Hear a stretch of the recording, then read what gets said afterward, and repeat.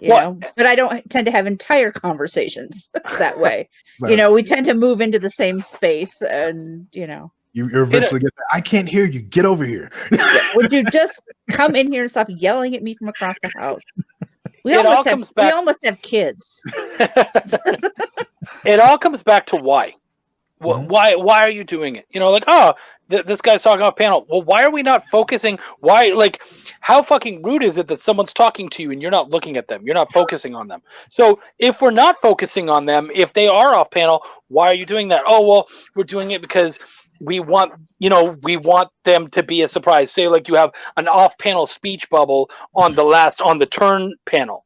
And that's because we don't want you to know who's going to be there until the next page. Perfect. I think that's brilliant. People use it all the time. It's a great trope. So again, it's why. Why are you doing that? Does it make any sense? If someone's speaking, we usually want to focus on them. So if we're not focusing on them, why aren't we? And as long as you can answer those questions with any level of intelligence, you're good. Yep. That's the big thing. The why. Mm-hmm. That's all I tell any creator. As you're writing, why are you doing it? Why is this happening? Everything. And you brought that up many times, even in the other panel we were on. And that's important. It really is important. It's huge. It's the most important word that any editor can use is why. Yep. And it'll get the creators mad at us. Like, why are you asking why? I'm asking why because why? Why? Like, why are you doing it? Why is this there? Why did you make that decision? Why are they doing cartwheels through the air? Like, are they in the middle of a fight? Are they showing off? What's going on here? If they're fighting, why are they doing cartwheels in the air? Yeah, right. You know, so it's a very important question. So creators, when you hear us say why, I'm not gonna say don't get mad because you probably will, but just think of the why. Yeah, Dylan did that when we were editing our second issue because after we talked with Chuck and he helped us fix things. He's like, well, why do these guys have to all be at the docks at the same time? And I was like, it's in the story. He's like, yeah, but why? And I was like, I don't know. He's like, well, you have to like answer why. So like, we just sat there for a few minutes until why. I'd be like, well, that person has to be there. Because I know I had to do that myself with I think with my main title, which was Temple High, I had to ask myself why a lot because there's so many characters because it's a high school, you know. So going through all of that, and I'm like, okay, you know, at one point I was going to have pretty much all of the characters in the homeroom kind of introduce themselves. And then I thought I was like, why? Yeah. Why do I need to do that? Like, I can go through like some of the ones that have the interesting story, a little bit more of an interesting story. And then the other ones could be like off the panel thing. Like, you know, like they found out about them off the panel, but of course, later on, you'll find out more about the character. So to bring that back in, but the characters in the book learned about that character off the panel, so it didn't take so many pages because I'm trying to go through, you know. Not to mention that's like everybody's first day of school least favorite thing to do. Yeah, it really is. Like nobody wants to do that, and we don't want we'll all have like PTSD from having to read it all again, like flashbacks to when we had to do those, you know. Stand up and tell us one interesting fact about yourself. Yeah, exactly. That's why I try to make it fun with whenever they introduced and did that, so that the readers would laugh or the readers would say, "Oh, that's interesting." You know, there's a certain part in there that a lot of people really clicked with is dealing with the main character and who her father owns a pharmaceutical company, and then there's two characters who have a certain background to that pharmaceutical company. So everybody comes back and they're like, did you mean to do that? And I'm like, yes, I did. That's coming back later. Pay attention. You're gonna enjoy what that leads to, you know. So things like that, you know, when I did it, and that's why I asked myself why, because I was like, well, if I'm doing this, why am I doing it? And then I also asked myself, how can I make it engaging so that people don't read the first 3 pages and they're like, you know what, I'm done. You know, right. You know, so and that's another question too. I would say the how, or which really goes into the why, or the how am I going to do it? Because engagement is hella important. Keeping the reader engaged. Because like for me, like I'm into story and I don't like unnecessary fights and things like that, you know, just to keep the person engaged. I don't like unnecessary explosions. So I mean, if it's part of the story, then I want it to lead to that. But then I started learning that some people don't like to follow the story. So that's when I started working on my dialogue, because if you keep your dialogue engaging and you have that one character that likes to quip, and joke other characters, just something to keep the conversation between characters engaging, people are willing to stay. Just like you were saying, Chuck, with the page turn, because in a sense, I kind of do that with my dialogue, by keeping it engaging, so people are willing to sit there and say, okay, I like this character, they're kind of cool, and you're turning, you're reading, and then you get to the fight, and then it's like, oh, this is awesome. Okay, I get it. I will say though, one of the coolest challenges I ever gave myself as a writer was having to do a silent comic. I did a 5-page silent piece, and I would recommend that to any writer. And of course, editors, most of us are also writers, but I think it's really big because, first off, you're completely taking the ego out of that story, because you don't get to see your words down there. Really, no one knows what you did, but you are able to paste something, create something, make that story. And, at the end of the day, like, think about it. If there's a fuck up in coloring or in the art or anything, what's one of the things they say? Don't worry, we'll fix it in coloring, or don't worry, we'll fix it in lettering. And so it's just like, oh, we can add some dialogue in there. But if you don't have that crutch to fucking lean on, then it really gets gears going, and it forces you to be able to be like, I need to, on the first shot, make this thing pump and make this thing work. And then as we ink and color and everything and get this piece all together, this has to pop perfectly, or else it doesn't work.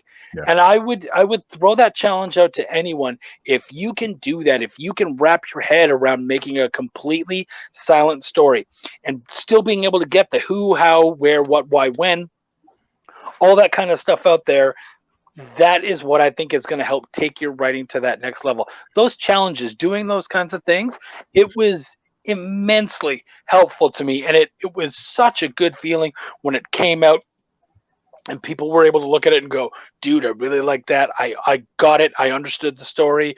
And I mean, it's a whole other level. So yeah, you're totally right. The dialogue is huge, but being able to not lean on dialogue and being able to push that and understand that now and then you need to let your writer take the steering wheel, your artist take the steering wheel and really show that stuff off with facial expressions, body movement, all that kind of stuff. Being able to work in that manner, it's huge. And so challenge yourself to do that. And you'll just see there's a whole new world open to you. And it really will, I think, hopefully take you to that next level. Yeah, that sounds interesting. Actually, I think I might do that. There's a contest that I'm thinking about partaking in. I think it'd be kind of cool to do that with a sci-fi story, because that's one of my strong suits. Dude. Yeah. So the crazy thing was, Antarctic Press got in touch. A buddy of mine got in touch with Antarctic Press because he's in with that crowd, and he was like, "Hey man, they want a 5-page story," and I'm like, "Great, let's do this 5-page story." And he's like, "Well, the only problem is," and this was on a Thursday night. He's like, "I need it. They need it by Monday." Oh. I'm like, I can have a script in 4 days. He's like, no. They need the 5 pages done by Monday. And I was like, whoa. He's like, can you do that? I'm like, I'm just a writer, dude. I can do that. Can you? He's like, well, if I had a script, like, say, by tomorrow, I'm like, dude, I can pound out a script tonight, but what about lettering and colors and stuff? He's like, well, we don't have colors. Like, we don't have a colorist. We can't afford one. And he's like, I can't letter, and I don't know that we have time for lettering. I'm like, cool, then I'll just do a silent comic. And we'll just make a silent science fiction comic. And so that was the second one I did, but it was very successful. Like, I feel really good about it. Got some really good reviews on it. It came out and people really liked it. And it was a lot of work, but man, if you can challenge yourself to do that and make it happen, it's such a good feeling. Holy shit. Yeah, there's a silent comic that Jason Webb made for our next issue of Chronicles of Horror. It's just like a guy running through the woods getting chased or something. And then I think there's maybe one word, maybe, I don't know. And then that's it. That's cool. That comes from, what was it? I think it's G.I. Joe number 27 or something like that. I don't remember what it was. One of my favorite writers, Larry Hama, he did that particular, and it was Snake Eyes. And Snake Eyes is a mute, so they had a completely silent comic. And he had one word of dialogue at the very end, and that word just blew you away. 'Cause you're like, "Whoa, he can't even talk! What the hell is that?" And so it was so well done, and people harken back to that all the time, and it's such an amazing challenge. So I would say, if you want to do that, go and read that particular comic. All you have to do is search G.I. Joe silent comic. It'll come up right away. It's absolutely brilliant, and that will really show you that is a challenge not only for a writer but for an artist, for your relationship, because you are trusting that artist to get all of your beats dead on, and it's huge. So yeah, that question, I would say that's based on egos. I think. If that writer has a huge ego and they don't think their shit stinks. I mean, and that's what it depends on, right? It depends on the size of their ego and what they're cool with. And again, it's all about that why. Yep. Why the hell are you doing this? Yep. You better convince me. And now and then, as an editor, I'm sure you guys will agree with this. We have to understand that because we're freelance and we work for you, we're going to lose some battles. Yeah. And we're fighting for your book. Mm-hmm. At the end of the day, they're not going to necessarily look at it and go, "Oh, the editor really shit the bed on this." They're going to say it was badly written. Mm-hmm. And so listen, and if you want to defend something, actually create a fucking defense for it. Really fight for it in an honest way, rather than saying, "No, I'm the boss. This is it." No, motherfucker. That's not how it works. That's not going to get the best out of you. I'm paying. Give us a good reason why. Yeah, agreed. I think I've luckily never had a client do that to me. Really? Yeah, that's cool. That's a cool idea. That is a cool idea, Mike. I mean, the thing is, my bread and butter is novels. I do that a whole lot more than I do comics. But even my comics clients are pretty much, because I think I start every relationship with them saying, "You need to trust me. If you don't trust me on this, then we're not going any further, because my job is not to argue with you." Yeah. But like Chuck said, if you've got a good reason for it, I'm willing to listen, defend it. Yep. I know for me and mine, usually I start off the conversation when I tell, in the same vein. I tell them, trust me. I want to see your book win. Well, that's what I said. My job is to make your book the best it can be. Exactly. My job is to make you look as good as you can look. This isn't anything about my ego. At all. Because the end of the day, 9 out of 10 people don't look to see who the editor is unless it's a royal screw up. Yeah. And now and then you'll have people come to you and they'll say things like, "Man, that was I saw that you edited that book. That was kind of a rough book." And you're like, "Yeah, well, you should have seen it before I got my hands on it." Yeah. You know what I mean? Like, how did you let that stuff through? Yeah, right. I mean, at the end of the day, we can only fight so hard. Mm-hmm. Really, you're the writer or the creator. You should be fighting for the book, as in it being the best that it can be, not fighting for it to be your vision. Yeah. Because that shit doesn't work in comics. That's a novel thing more. Yeah. Because a novel is, and I'm sure, hopefully you agree with me, Katrina, a novel is a much more singular entity where one person is writing and then usually one person is editing, and that's kind of the whole team. But unless you bring in a proofreader on top of that. Oh yeah, totally right. But and that's a more rare. But yeah, you're absolutely right. But with comics, there's so many other people getting in there and being a part of it and adding their stuff to it. So yeah, man, you better lose your ego as the creator right away. because a lot of people are going to want to add their piece to it. And as the editor, we need to make sure that all those additions make sense and we know why it's happening. Make sure there's synergy. Pretty much. That's what that editor is. Make sure there's synergy. Make sure everything's synergist. Yep. Yeah. I mean, I start with everyone. Yeah. I am not your enemy. I could be your best friend, but I'm definitely not your enemy in this. I am if you make me. But, yeah. And then there won't be a book 2 for us. I'm not gonna lie. I've lost a book 1 because I told I laid kind of my ground rules down, of how I work, and we got partway through, and I had to get firmer and firmer and firmer with the creator, and they didn't like it. No. And the response was, stop treating me like your child. And I said, stop acting younger than my children. I said, I said, look, I warned you up front that if I had to be like this, I would be like this with you because you have a history that I know about, and I'm not going to play games. I don't have the time or the energy. There are other projects out there. Oh, exactly. I know another thing for myself, what I've had to do with some people whenever they ask me to come on and help is let them know that, hey, you have, Tyr the editor, not Tyr Sovereign Comics' CEO. I'm like, so I'm not going to sabotage your book because, honestly, that's not going to make me look any good because people are going to look at that and say, wait a second, isn't he the owner of? So why do you do crappy on your book, but his books are stellar? So if I'm going to edit your book, trust me, I'm probably going to edit your books harder than I edit my own books. So, and that's what I've had to explain to some people before. Like, hey, you have me, the editor. You're paying for the editor. I'm not.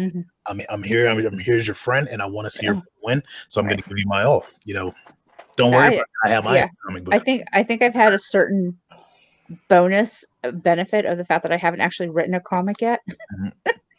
Because nobody's worried about me. They're like, oh, she's an editor. That's what she does. But I have had with the other side of it with novels, I've had people come to me and go, how do I know you're not going to steal my story? And I said, because I have my own. Yeah. I said, just because I write doesn't mean I'm looking for other people's stories to take. I said, I got a head full of stories. I don't need yours. Exactly. I don't need to add any more voices to my head. Yeah, no, I'm good.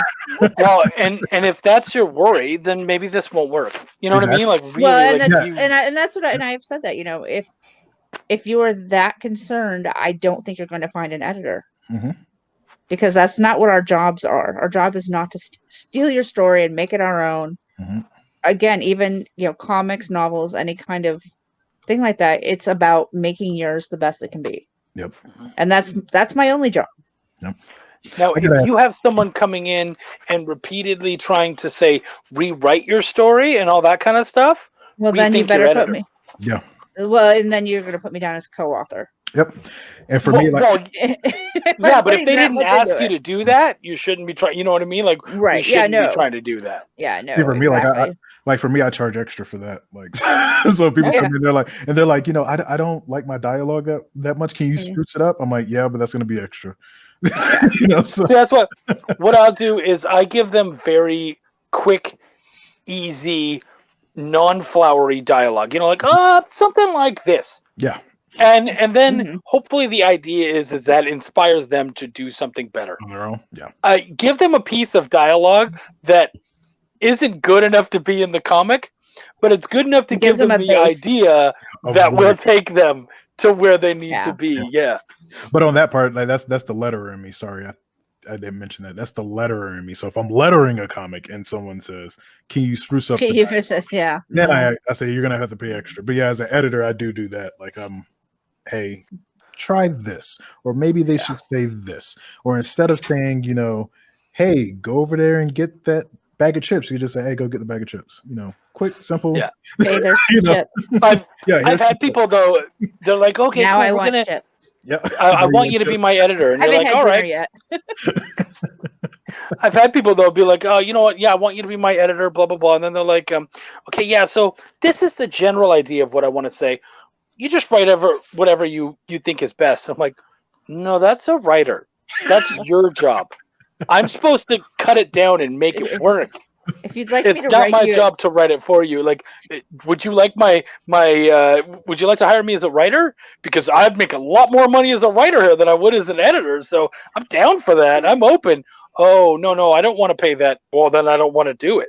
Exactly. Yeah. Here's my little document that I typed up with job descriptions. Please note Right.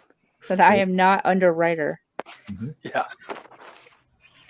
It's weird though how a lot of people don't understand what an editor actually is.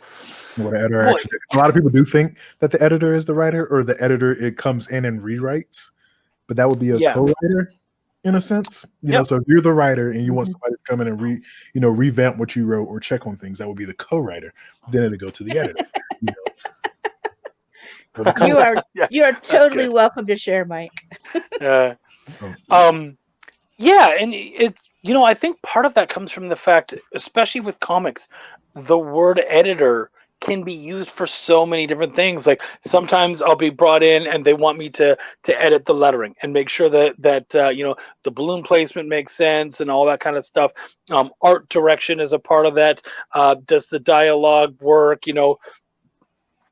Are the voices all there? There's so many different things that we can, and of course proofing and everything else. There's so many different things that an editor can be a part of, that then it becomes like, what don't they do? Okay, well, we don't fucking write it for you. We offer suggestions, like all that kind of stuff. Like for me, I flat out say I'm not a project manager. But sometimes editors are, But sometimes they are. But me personally, you don't. Yeah, it's not something that I do. I say if you want somebody to set deadlines and go between you and your artist and you and your letter and all that, that's not me. I very rarely am the project. I very rarely do that, and the reason is I have so many projects on the go that you need to be able to run your own ship, man. So I had someone ask me to do that, and I said no problem, but it's going to be this, and they were like, okay. So I gave them the price for that. They were cool with it. I'm like, great. So hadn't heard anything from them in a week or two, and I messaged them and I'm like, hey, what's up? Just want to see how is the script going and everything. Nothing. A week later, hey man, getting in touch. I'm supposed to be checking up on you. What's going on? Nothing. Motherfucker ghosted me. Never talked to me again about that. And then later on, it's like, hey, yeah. So do you want to come on my show and do like nothing had happened? And I'm like, okay, whatever. We're just going to forget that this ever happened, but do not, for the love of God, attempt to hire me again, because that shit's not happening. No. That's wild. I had one of mine who kind of, we work together now, but it was funny because it was over like a year ago. He messaged me, wanted to hire me to work on his books. I quoted him. We were all good to go. And then I didn't hear anything. I messaged him a couple of times and got answers, but nothing solid. And then finally, I just kind of let it go, thinking, oh, this is just a no-go. A year later, it happened to pop up in my Facebook memories. And people are like, yeah, the art that you showed us for that, that you had seen looked really good. Whatever happened with that book? I'm like, you know what? I don't know. I reached out to the guy and he's like, you know what? I had to put the project aside. I've done a complete rewrite on it. When can we get started? That's funny. And we did. We've done, I think, 3 books now.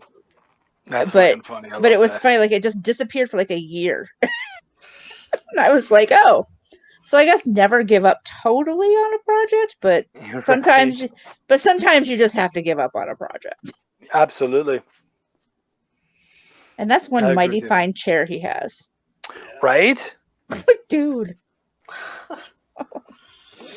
I just come on these so I can admire what everybody else has. I'm like, man, that's a nice chair.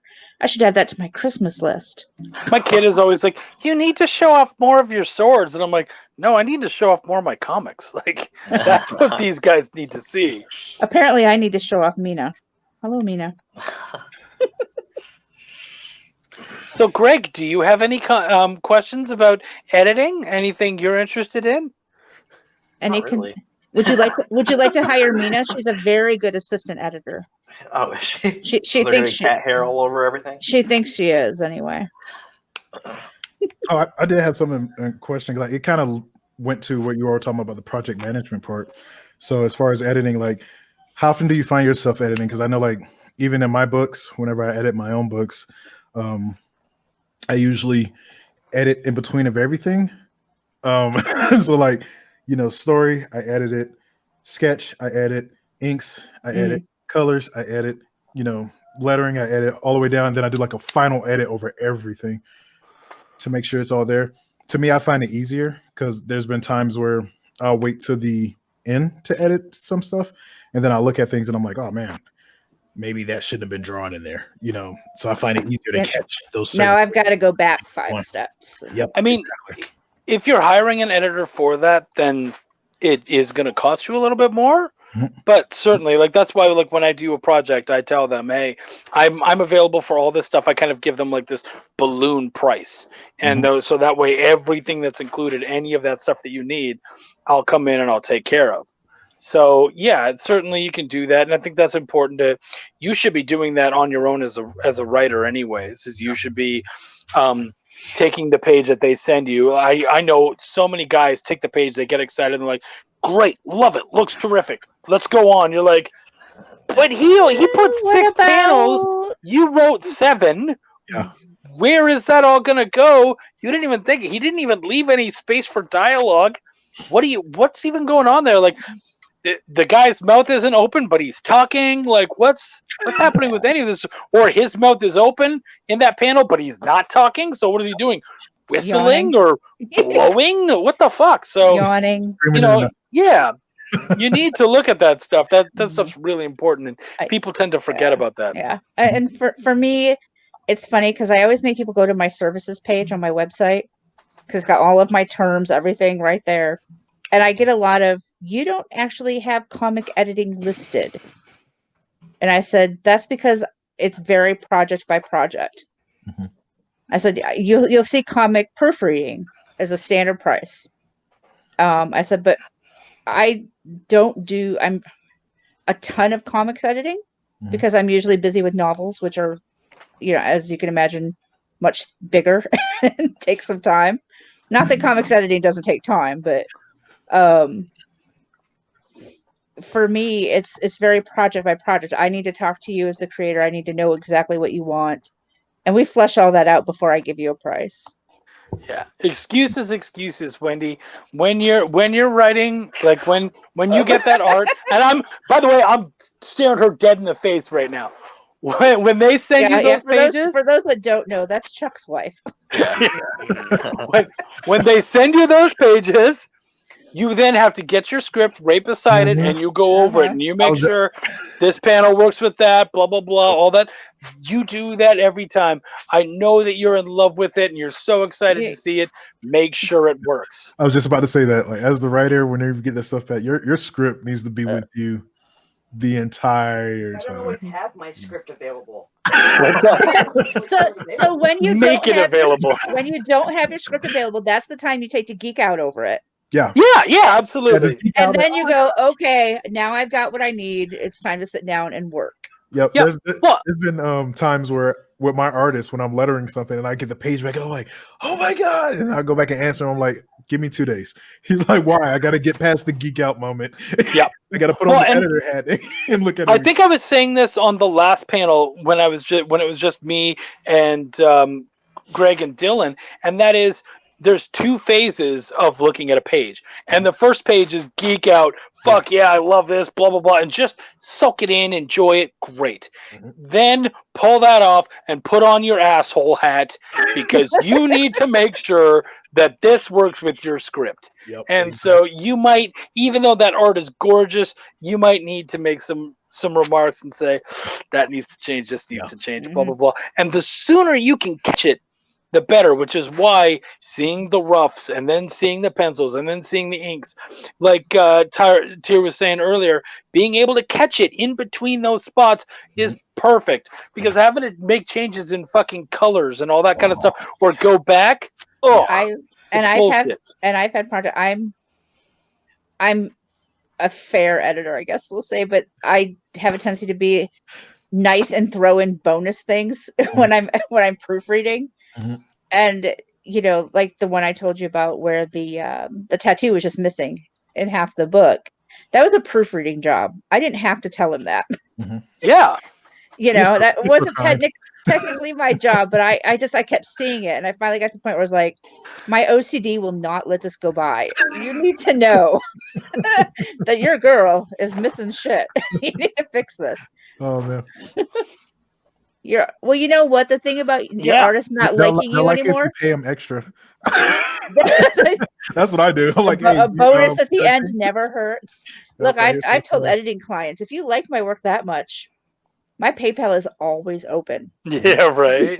Well, but you can bonus me. If your Kickstarter goes exceptionally well, you got a little extra cash. Think of your editor. That's a fair remark, though. Covers are what I would guess. It's all geek out moment. It's every thing of it. I mean, even like with my book, when the artist sent me the cover, I was spazzing all over the place. When he sent, we've got like 4 or 5 pieces of interior art for the book. I was completely spazzing, and I had to do the same thing. I had to take my geek out time. Yeah, and then you look at it and look at it and go, okay. It's like holding the first copy, your proof copy. Every step of the way is a geek out moment. Yeah, if you love your book and you put a lot into it, like they're saying, it's all geek out. Because I know I've had fight scenes where I see it in my head, and then I get it back, and I'm like, holy shit, you're in my head, and I'm geeking out, and I'm like, okay, give me a little bit. I'm going over here and cry in the corner as I look at this page. Well, that's like, and then I'll be back. Well, you know what? My artist for mine, he actually said to me, he goes, if you're not crying when I send this to you, we're redoing it. Yeah, because this should be this big, huge moment for you. And if it's not, I didn't do my job right. Yep. Well, and that's why, like what Wendy was saying, where like, well, I don't want to have to send it back later. Cool, then make the remarks now. Exactly. Do it now. Catch those fucking mistakes now, because if you move on to color and then you're like, oh, this panel was all wrong, we got to go back. You got to go back. You better pay that dude again. Exactly. You're not the thing is you're not just repaint. You're paying your artist. Mm-hmm. Now you've got your colorist involved. Possibly your letterer involved. Yep. You got to catch that stuff. Do it at that step. Don't let it keep going and then go back and go, well, Hey, who's coming up next, Greg? E4 Comics, if he clicks the link. Cool. Oh, okay. Well, then we'll just keep going, man. Like, that's why I haven't even tried. Okay, perfect. Good information. That's why I think it's good too to do the in betweens, like we were talking about earlier. And I think the writer and the editor should do that, especially the writer. Because it's your vision. It's your vision. So you should definitely. Yeah. You look at your script, make sure it's good. Look at the pencils, make sure they match. Then when you get to the inks, make sure the inks are doing what they can, and then color check it. Wendy loves you. Thank you. He's mostly on Instagram because Facebook can suck dick. Facebook does not like me at all. Like yesterday, I put a comment up here and it said Facebook user, and I'm like, I have a page. Yeah. Facebook user. I'm a person. Like, that's a StreamYard thing, though. That's a StreamYard thing. So you basically have to log into StreamYard. Oh, is it? Yeah. Okay. Give them. Yeah. You have to give them permission. So that's you have to connect. Facebook didn't like him. You have to connect StreamYard to your Facebook account. Oh, you do? Okay. I should be logged in because I do have a podcast that I co-host, so I use StreamYard. But that kind of made me mad. I'm like, see, Facebook. That's what do you mean? I'm a user. What do you mean user? Do you know who you're talking about here? Oh man. What as editors would you love to see more of, like horror, superheroes, sci-fi, etc.? Is that an editor thing though? Yeah. I think that's what I mean? That's a fan thing. That's just a fan thing. Yeah. What if for me? Do I have a particular type that I prefer to work on? No. That's a good question. Yeah, that is. And you'll tend to find that a lot of the stuff that I work on is all ages. Mm-hmm. And then I work for Russell Nolte, so that's not all ages. That's what I said. I run the of like teddy bear tales. Mm-hmm. Very all ages, down to Russell's horror type stuff. Okay. So I'm a little all over the place. Fantasy, I would love to work on some fantasy stuff. Fantasy's great. It's my favorite. Would love to work on some fantasy. And see, like for me, I'm a horror head. So Yeah. if you have a horror comic, don't ask me to be your editor because I would probably slice it up. Oh, Because I'm No, but that's the guy you want. that is the guy you want. You want That's the person guy you that's want. going Cut to that shred shit it. up. yeah. Make it as that's exactly. Well, that's why for as a reviewer, I remember like I tend to be a little nicer with my reviews, mostly because I see it as we're lower tier indies. Really, my reviews are less about trying to tell you what you could have done better, and really just show off what I think is a cool Showing it. project. Yeah. And if it's not a cool project, then I won't talk about it. Right. But I had said several times, if you send me a fantasy book, I am gonna rip that motherfucker up because I love fantasy. And if you want me to be passionate and excited about it, you better have done your fucking work. And so I remember they were like, "Oh yeah, rip it apart," and I fucking did. I'm like, "Your bad guy is called the Order. What is it? That is some standard ass shit. right? What the fuck are you doing?" Like, did you pick a name out of a hat? What do you think? right? It was so tropey and standard, and I was like, "Dude, this was a fantasy book written by someone who said." I should try fantasy. And I was like, nah, man, like that shit's not gonna work here. Like this is my neighborhood. You do it right. You gotta play with your imagination. Has to be on a whole other level when you're working with something like that. And you need to understand. And I think that's something that a lot of people don't realize. They're like, I want to write this genre. You want to write that genre? You fucking learn about that genre. Look into the tropes of it. Maybe pick an editor who's, so if you're doing a children's book, you know what? Go to Katrina. That is her shit. She can really help you with that. That is something that she loves, enjoys, really good. You want to do your horror book? Tyr is your man. He is going to make sure that he is shitting himself by the end of it. You're going to love it. You want fantasy? Come to me. I'm going to make sure, go to the right person, get them to help you, but don't just try to just throw something together and be like, I made a fantasy. Yeah, well, did you want to make a good one? And Chuck because that was an option. And Chuck and I have done that. We've thrown clients back and forth at each other, going, "This isn't really me," But I know this person is going to do what you need done. That's the reason why, like for me, I do have a horror comic that I want to do. But I'm even slicing my own horror comic up. And that's why it hasn't come out yet. Because I'm just slicing that up.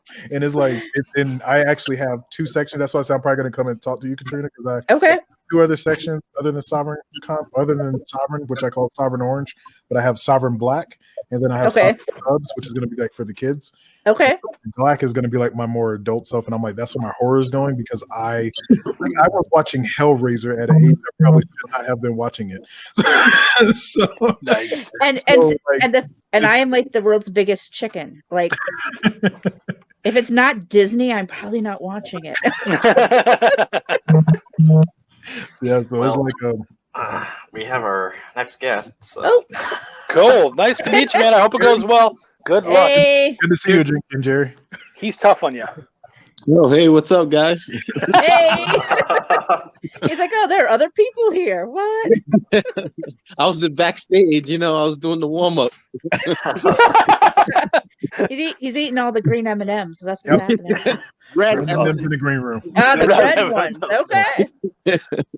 All right. So we're moving on. If anybody wants to come on, what's that other one?